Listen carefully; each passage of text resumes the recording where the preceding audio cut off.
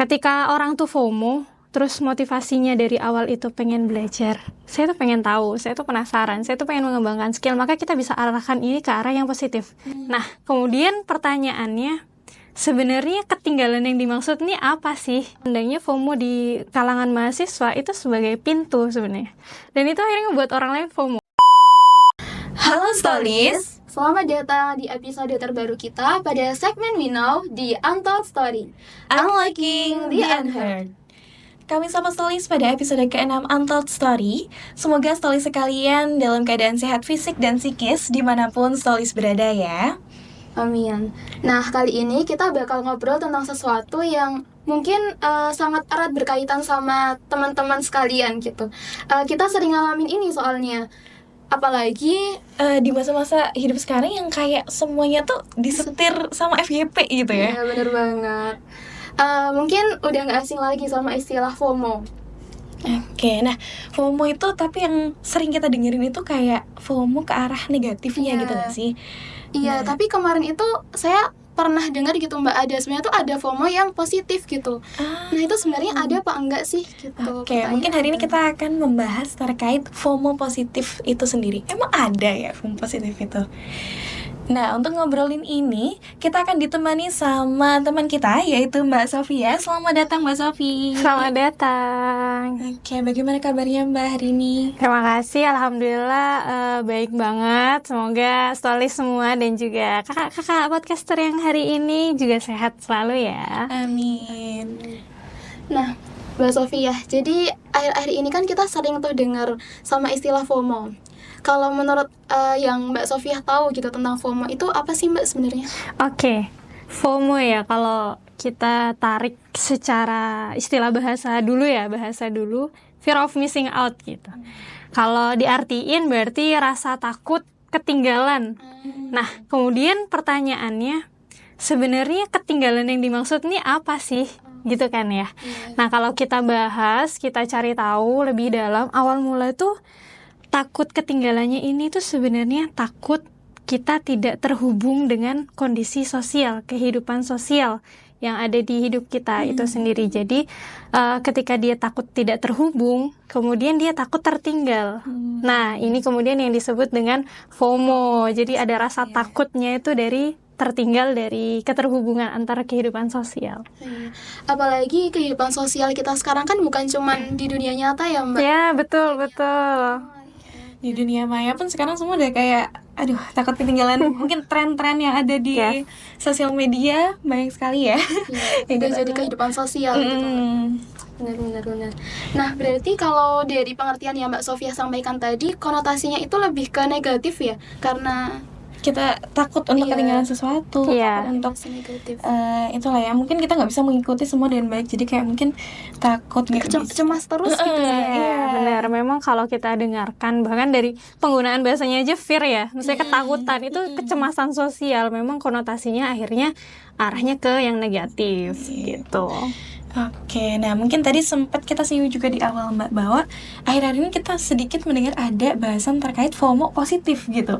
FOMO positif. Kan jadi kayak ada, berarti FOMO tuh ada yang positif gitu, bisa kita ikutin. Nah, kalau menurut Mbak Sofi sendiri melihat adanya FOMO ini tadi kan sebenarnya secara bahasa terkait ke arah negatif ya. Nah, mungkin kalau dari Mbak Sofi kalau mendengar adanya FOMO positif, kalau dari Mbak Sofi sendiri menanggapi hal tersebut seperti apa, Mbak? Oke, kalau pertama kalau kita sengaja bilang secara gamblang FOMO positif dan negatif sebenarnya kayak agak rancu ya, karena ada nanti jadinya kayak ada kontradiksi nggak sih antara ketakutan dan positif itu. Tapi kalau misalkan kita boleh tarik lagi nanti pada dampaknya, bisa jadi FOMO ini memberikan output yang hasilnya tuh positif, yang membuat orang tuh jadi produktif. Tapi bisa juga akhirnya membuat FOMO ini jadi membawa ke arah toksik yang akhirnya negatif gitu.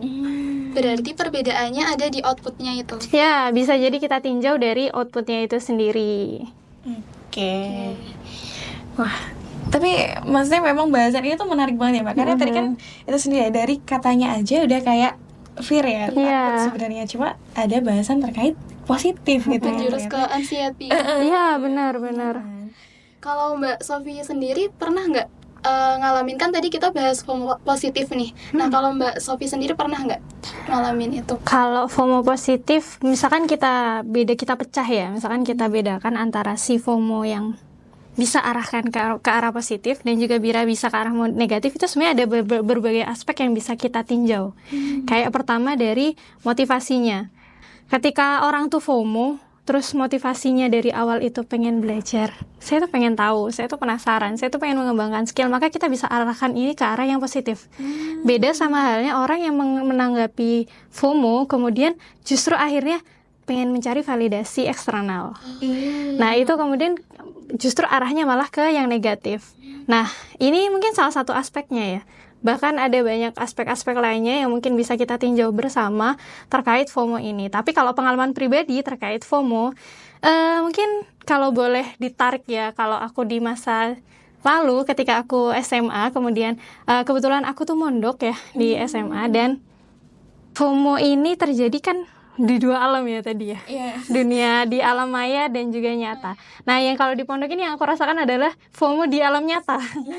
Karena apapun yang bergerak, apapun yang menjadi tren di dalam pondok, itu akan langsung menyebar. Semua orang, pengen ikut. Mungkin salah satu contohnya adalah waktu masa ujian. Jadi, aku tuh di pondok ujian tuh 1 bulan. Jadi ada masa ujian 1 bulan full. Dan di saat itu, semua orang pasti bawa buku kemana-mana. Kemana pun mau pergi, mau jajan, mau makan, mau main, semana-mana bawa buku. Dan itu akhirnya ngebuat orang lain FOMO. Karena ketika orang nggak bawa buku, dianggapnya, kok dia nggak belajar sih? Tertuntut, tapi ke arah yang positif. Betul. Tapi, memang kelihatannya bakal positif ya. Tapi, ini bisa menjerumuskan juga ke toksik sebenarnya. Jadi ketika orang kemudian dia mengambil waktunya, dihabiskan benar-benar buat belajar terus, akhirnya dia malah toksik sama diri sendiri. Karena apa? Dia tidak lagi feel in the moment gitu. Dia tidak hidup di momennya dia sendiri karena mengejar sesuatu yang ikut-ikutan aja. Nah, kemudian kalau aku di masa itu, di masa aku waktu mengalami hal-hal yang kayak gini, yang aku lakukan adalah aku mikir, ini tujuannya apa? Jadi biar tidak tergerus ke arah FOMO yang negatif, jadi aku bawa lagi, refleksi lagi ke diri aku, gimana sih ini biar aku bisa positif FOMO-nya gitu. Oke, jadi untuk gimana cara kita menghindari kita FOMO ke hal-hal yang negatif, kita tarik dulu ke diri kita sendiri ya Mbak. Kayak mungkin tujuan kita tuh sebenarnya apa sih untuk mau mungkin ikut-ikutan itu ya, ikut-ikutan hal-hal itu gitu ya Mbak. Iya, jadi kalau dari personally aku sendiri, cara aku buat menyetop ke hal yang negatif itu kembali lagi sadar, mindful lagi. Sadar lagi, apa banyak sih? refleksi gitu. Betul, benar banget ya. Karena FOMO itu, kita nggak bisa maksudnya itu Kadang nggak sadar. iya, karena bentuk dari lingkungan kita kan. Lingkungan kita mau ngapain, kita nggak bisa mengontrol itu kan. Jadi gimana akhirnya kalau personally dari aku adalah balik lagi, sadar lagi, mindful lagi. Berarti FOMO ini bisa bikin orang itu dia termotivasi untuk ikut secara nggak sadar. Yes, Tapi betul. biar itu bisa menjadi positif, kita harus merefleksikan apa sih, kenapa kok aku ikut FOMO ini gitu. Oke, menarik banget sih ya. Benar-benar kayak ya emang ada, cuman ya emang harus digali lagi sebenarnya gimana sih FOMO positif itu. Betul. Kalau dari kacamata kita sebagai mahasiswa gitu Mbak, itu apa yang bisa kita dapatkan dari dampak positif kita FOMO positif tadi gitu. Kan tadi pengalamannya Mbak Sofia waktu di pesantren nih. Nah, kalau kita aplikasikan di kehidupan kita sebagai mahasiswa gitu. Oke. Kehidupan mahasiswa tuh mungkin kita anggaplah bebas ya. Maksudnya kita dipertemukan pada komunitas yang heterogen, yang kita nggak, ya semua segala macam ada orang di sini gitu. Iya. Ada yang sukanya dengan komunitas ini, ada yang sukanya dengan komunitas ini. Tapi terus kita gimana? Kita orang ini FOMO-nya yang ini FOMO-nya yang ini. Terus kita harus gimana gitu.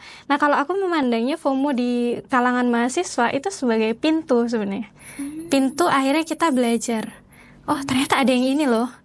Kalau mau ke sana, ya ayo, tapi ingat, kemudian sadar lagi, oh kita harus mindful lagi, ya harus membawa FOMO ini ke arah positif. Jadi kalau FOMO tadi pentingnya di mahasiswa sebenarnya itu salah satu bentuk kita membuka pintu baru yang mungkin sebelumnya kita tidak tahu karena kita kan di komunitas yang heterogen, Iya. banyak macamnya, bukan yang kayak kita di rumah diatur. Kita udah dibuatin jalan kan kalau di rumah nih, ntar gini-gini ya, bahkan kalau bener di pondok juga seperti itu. Tapi kalau di mahasiswa kita masuk kuliah aja ya udah nggak terserah kan, mau masuk kuliah terserah, mau ngerjain tugas terserah gitu. Jadi FOMO itu kalau menurut aku untuk mahasiswa tuh sebenarnya penting sebagai pintunya aja. Dan kalau di lingkungan mahasiswa itu kan ada banyak kayak organisasi, terus komunitas yang bisa diikuti. Nah itu kadang bikin kita pengen ikut, temannya ikut ini, kita pengen ikut ini gitu.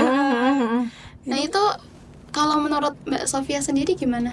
Sebenarnya itu wajar sih. Kalau misalkan kan kita memang, saya nggak bilang kalau misalkan FOMO itu bisa benar-benar hilang. Karena memang ada kebutuhan dalam diri kita yang ingin fit ke dalam satu komunitas tertentu, ingin perasaan ingin diterima, ya ingin diakui.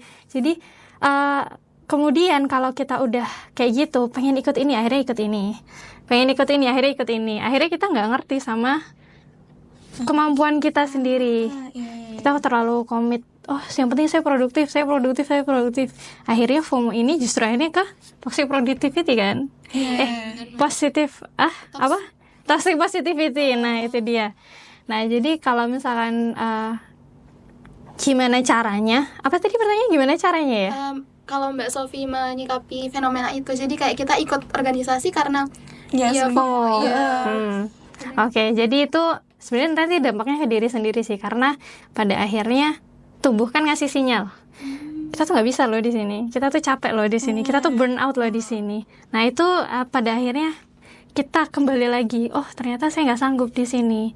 Jadi kalau misalkan FOMO cuma ikut-ikutan, ikut masuk sini, ikut organisasi ini, cuma mau FOMO-FOMOan doang, kayaknya bisa dipertimbangkan lagi. Tapi kalau misalkan memang mau serius, silahkan. Itu kan memang pintu awalnya. Oke, pada akhirnya tetap perlu untuk refleksi ke diri sendiri lagi ya, Mbak. Jadi kayak kira-kira memang cocok nggak sih ada di lingkungan ini? Kira-kira memang mampu nggak sih untuk ada di sini gitu ya, Mbak ya? Nah, kalau dari Mbak Sofi sendiri ada nggak sih Mbak tips yang untuk kayak supaya kita tuh benar-benar bisa, ya itu tadi, untuk biar ketika kita mau ke sesuatu nggak cuma karena FOMO doang, tapi kayak terus akhirnya kita mungkin jadi kewalahan, mungkin ya jadi kayak kurang bisa maksimal gitu. Ada nggak Mbak tips-tipsnya? Kalau dari aku, pertama sadar ya, mungkin tadi itu beberapa kali tak singgung, sadar, mindful. Kita sadar kalau kita tidak memenuhi ekspektasi siapapun di sini, karena kalau FOMO itu kan mengikuti tren, apa-apa ikut tren.